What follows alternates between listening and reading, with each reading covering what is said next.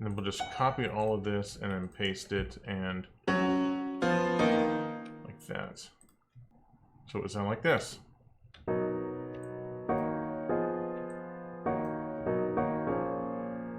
Now we need a tempo. Let's think of a French word like that. And then a metronome marking to go with it. Quarter equals 55. And then we'll call this, ready for this? Low. I did an impressionism.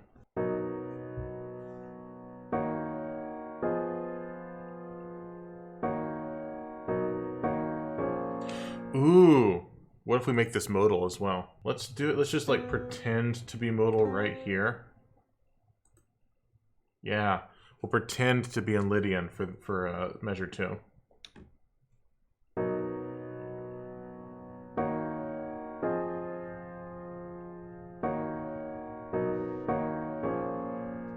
Or if we're thinking of this in E flat minor, then this would be Dorian, raised scale degree 6. So let's continue a little bit, and then we're going to get to the point of the lecture, which is Impressionism. Now what we're going to do is we're going to take that whole thing, Shift 4, Shift 5, copy, paste, down and then down 2 steps. So this should sound pretty neat.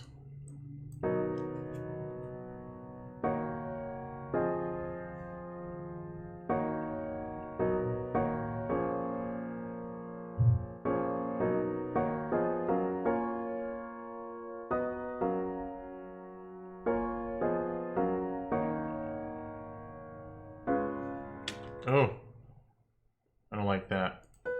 Let's pretend we're in Dorian for a little bit. The melody itself is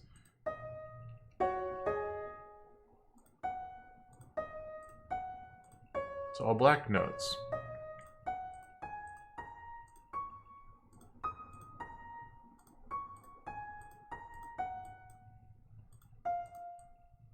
So we're going to come back to that. We're gonna save this is the best thing ever. Today's lecture is on chapter 26 of the Casca Payne book, Tonal Harmony.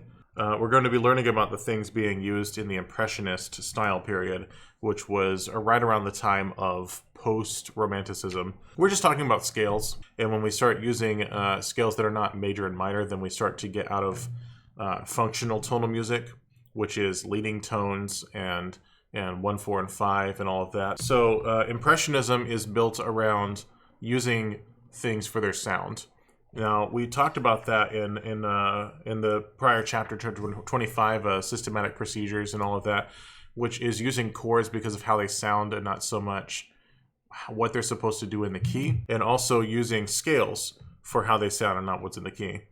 It's impossible to use the whole tone scale, or nearly impossible to use the whole tone scale in a functional way. So what we're talking about is using colors. Now, why is that important? It's because the Impressionist time period, style period, is based around the painting movement in France, which was giving the impression of seeing something without actually seeing it. So in this case, giving the impression of hearing things you're not hearing, or just the impression of an idea. So that's why the pieces that Debussy writes tend to have titles like Voile and La Fille aux Chevaux de Lin, Nuage, and it's all descriptive terms. So Voile is sails, Nuage is clouds. So it's all descriptive because it's the idea of what you're supposed to be hearing, rather than actually doing this over and over at Beethoven. The girl with the flaxen hair.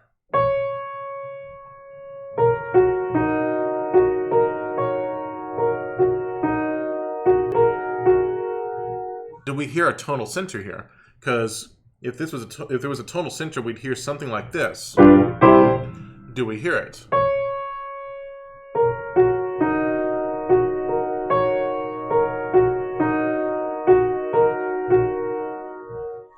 No, we're just hearing black notes, and we're hearing a minor 7 chord over E flat. But then we get a plagal cadence in the key of G flat major.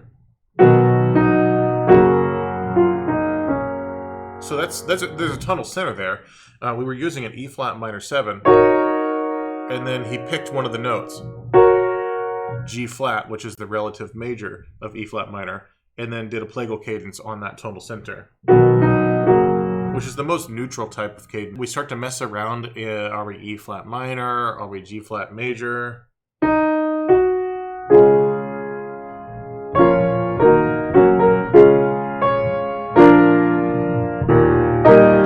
HPU classes will begin the online format on Monday, March 23rd. Please check HPU Gateway for it. I know, I'm teaching them. So we were hanging out in E flat minor and G flat major for a little bit. So here's 5 of G flat. Here's minor 5 of E flat. Here's E flat. Here's G flat. Here's 5 of G flat. Here's major 5 of E flat minor. And then here's a Picardy third on E flat, which is where you're in a minor key and you do a major triad on scale degree 1. There's this idea that we can hear the two tonics of E flat and G flat, but the more important thing is the fact that the melody is almost entirely pentatonic.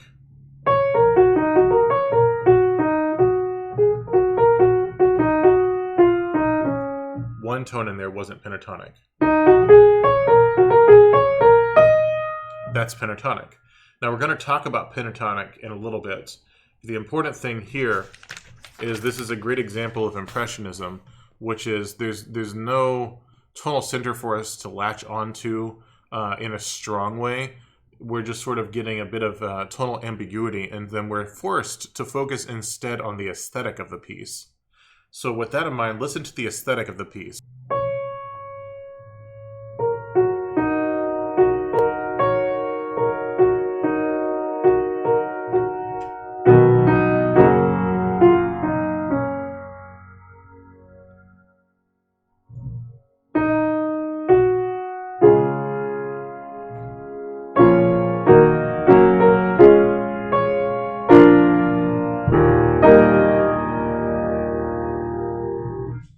We heard two different tonics. We heard the G flat major tonic and we heard the E flat major tonic.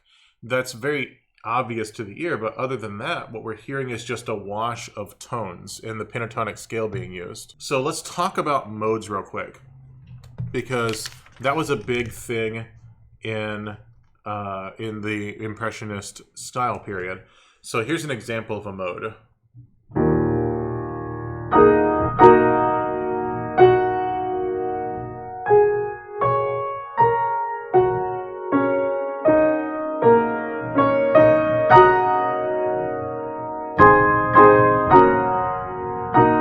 Did you hear that tone? So we're in the key of this, and this tone right here.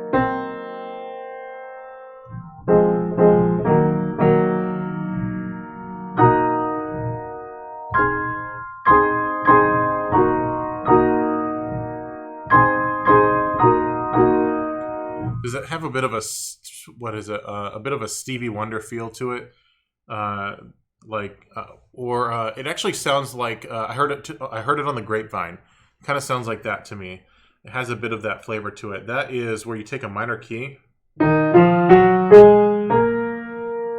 the minor pentascale, and then raise scale degree 6 instead of.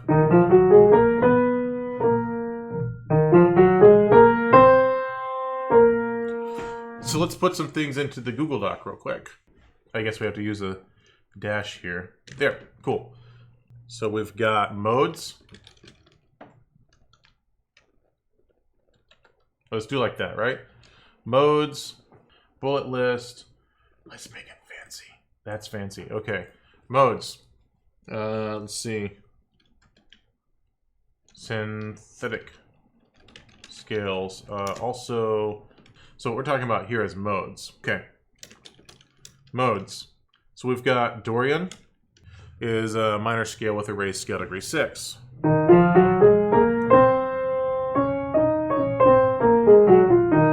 Here's minor.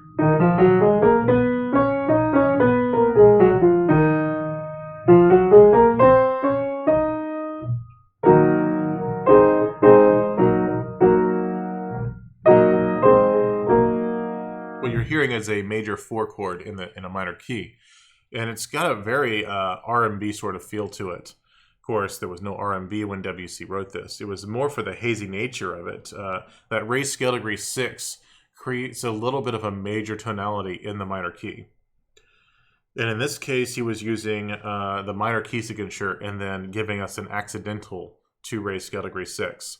And that's kind of what I did in my composition, which was raised scale degree 6 in my composition was C natural. And I also had moments like measure 1 where there was C flat. So there are other modes. So why don't we just start naming them, shall we? So modes. First off, each white note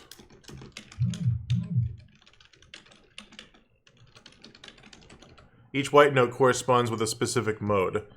Now the reason for this, I keep getting random weird emails. The reason for this is in the Middle Ages we had the Greogorian modes. And anyone who is currently taking an early music history course already knows about that. And the concept of black notes was only being developed with musica ficta, which is fake music, or the first concept of accidentals. But otherwise, if you were singing A to A, you were probably singing the Aeolian mode. So let's look at that. So why don't we put that in parentheses? There we go. That cleans it up nicely, doesn't it? Okay. We don't need the colon. Okay. So, A. I always forget if there's an E in Aeolian. Hey, my instincts were right. Why don't we use an equal sign? So the scale corresponding with A is white note A to A, which is just natural minor. Then we've got B. We'll come back to that. C. C is major. It's going C to C with all white notes. And then D corresponds with Dorian, which is a minor scale with a raised scale degree 6. Then we get to E, Phrygian. It's also a minor key. You hear that minor triad, but here's the fun part.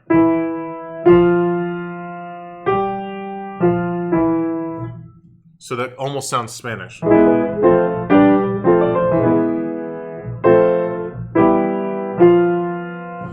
What we're doing is we're taking a minor key and we're lowering scale degree 2. So Dorian and Phrygian are both, if we're just looking at white notes, we get a D minor chord and an E minor chord. So they're both minor modes. Dorian just raises scale degree 6, which would be B natural in the key of D. And then in the key of E, we have an F natural, which is a lowered scale degree 2. Then we get F equals Lydian. Same issue as with Dorian, that B natural is kind of an interesting tone.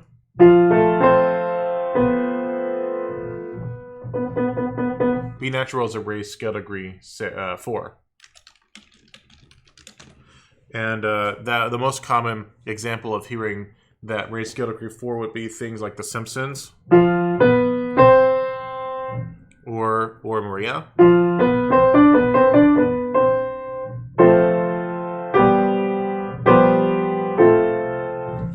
And it's a really pretty device you can use, especially in choir music if you're lazy. Then we get to G equals Mixolydian, which is G major triad, but the trick is F natural. And that's where we don't have a leading tone. We lower scale degree 7. And then that's it. So let's get back to locrian, shall we? Locrian has an issue, because locrian starts B to C, which is the same as Phrygian, right? But there's another issue. E to F is another issue. F is supposed to be F sharp. That's supposed to be a perfect fifth is B to F sharp. But locrian being based off of B with all white notes, that's a tritone. So diminished with lowered 2, or you could say, you could also say minor with lowered 2 and 5. If you wanted to do that, define it by the minor third. And it's not really used that much except in the function of, for example, in the planets. I think it's Saturn. Starts off in locrian.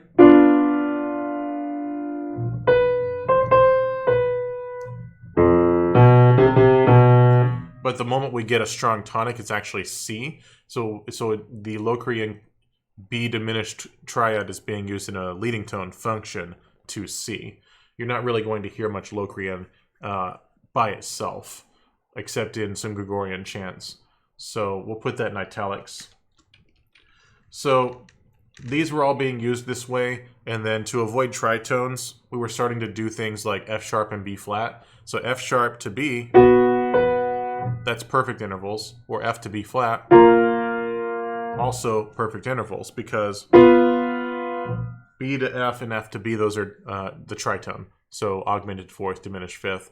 And in the Middle Ages, we started to avoid that because they considered that the interval of the devil, and we started to use musica ficta, fake music, to add in tones that they didn't consider existed until this point.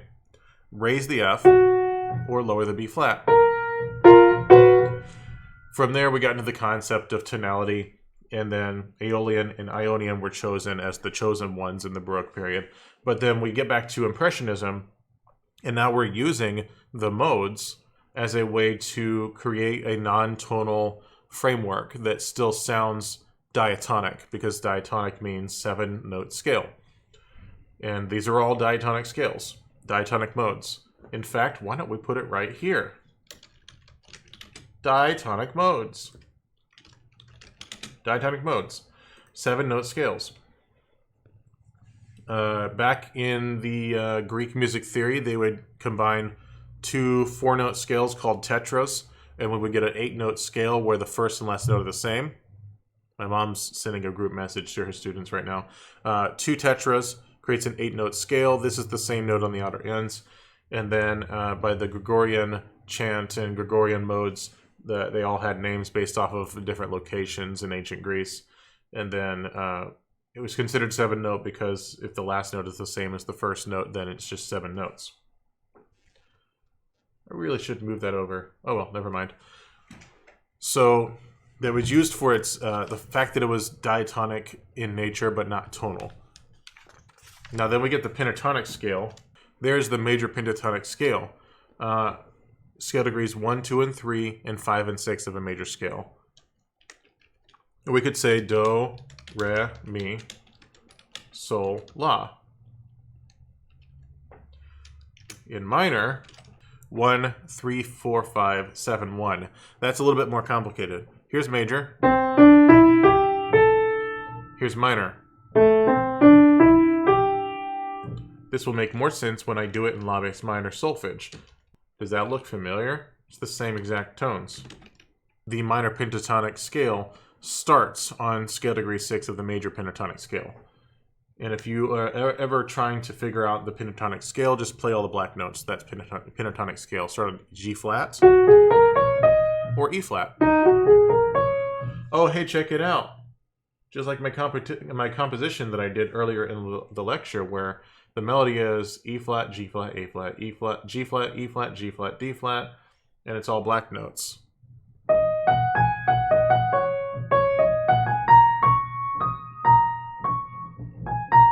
And then I break from that in the last note. So, pentatonic scales. And then there is one more thing that was being used a lot in Impressionism by Debussy specifically. So if you are in the Cascapane, you would like to turn to page 469 so you can see what I'm playing. This is Debussy's Voiles. If you're American, it's voile if you're actually speaking French. because we don't pronounce the S at the end of a word in French. We just indicate plural by the article, which he did not use here, but should be les voiles.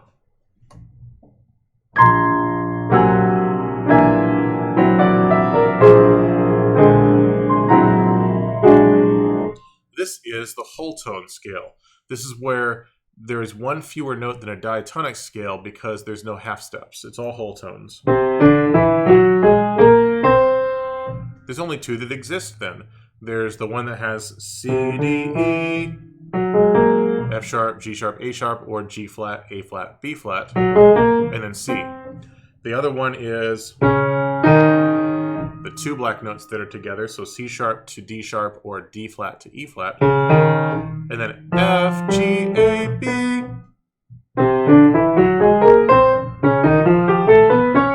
Because the next one would be on D, and it's the same one that I just started with. So essentially, if you want to think about it this way, there's two whole tone scales, C and B.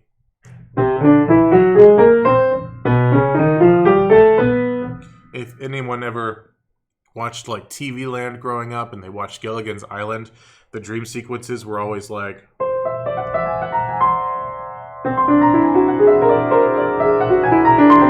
and they were just mimicking Impressionism. So Voile is a piece that Debussy wrote just using whole tone scale.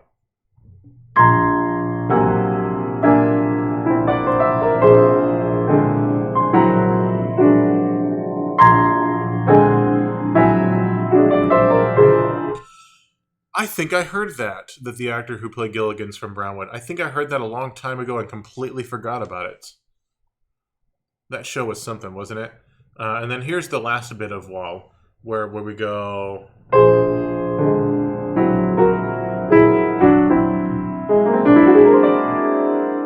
It's just a whole tone scale.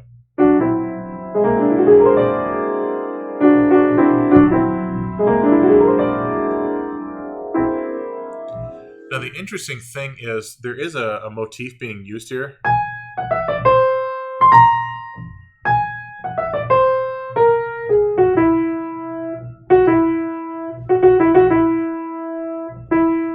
So while we don't have a tonal center, we do have notes that are more important than others, which is... So a C augmented pentascale is sort of where we're hovering, and we end on CE, which is Do Mi of C major. So there's a bit of a tonal hierarchy here. So whole tone scale, and I like to start on C and B. You could go C to D flat. You could say that there's no particular note that could be considered the beginning note of the whole tone scale. I just like to say C and B because I like those notes. And then there's a bit in the book about combining modes. The idea of when you learn about the modes through what the rules of what they modify, like the Ionian is major scale, but Lydian is a major scale with a raised 4. Then you can take those rules and combine them. For example, Lydian, Mixolydian would be taking scale degree 4 and raising it, and taking scale degree 7 and lowering it. So the Lydian rule, raised scale degree 4, the Mixolydian rule, lowered scale degree 7. But that's more of a jazz concept. It's also a super mode, so we're not going to talk about that too much. I just wanted you to know so you're not completely baffled when someone says, hey, Lydian, Mixolydian, ha ha ha. Then you know what they're talking about. For example, Stravinsky in Petrushka, along with all of his polytonalities, was using Lydian, Mixolydian in times. It was C major with F sharps and B flats. It's not mind-shattering or anything like that. And then there's all kinds of other things in the book, little examples. There's this idea that at the same time as Impressionism, we also had Les Six, which was the opposing French school of composers that were not going along with what Debussy was doing, and they were doing less hazy, a little bit more tonal music. But yeah, that's all the stuff that is for today's lecture about scales and Impressionism. Let's see. Okay, that's what that is. So for no reason at all, we go from Stravinsky, Danse Russe from Petrushka, in the textbook, and it's got the F sharps and the B flats, and suddenly it says, hey, by the way, here's a composition written by Kennan that uses all 12 tones.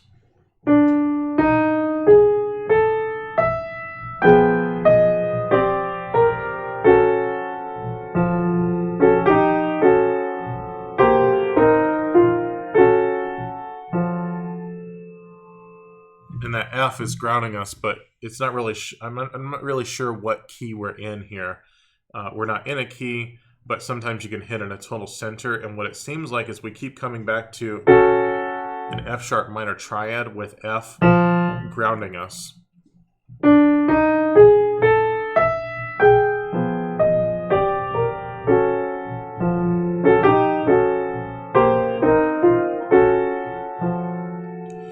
And I guess the reason it's being stuck in here is Impressionism being all about sounds for the sake of sounds.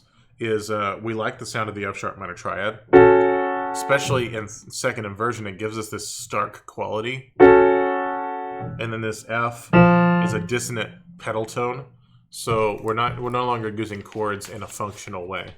That is leading somewhere very specific.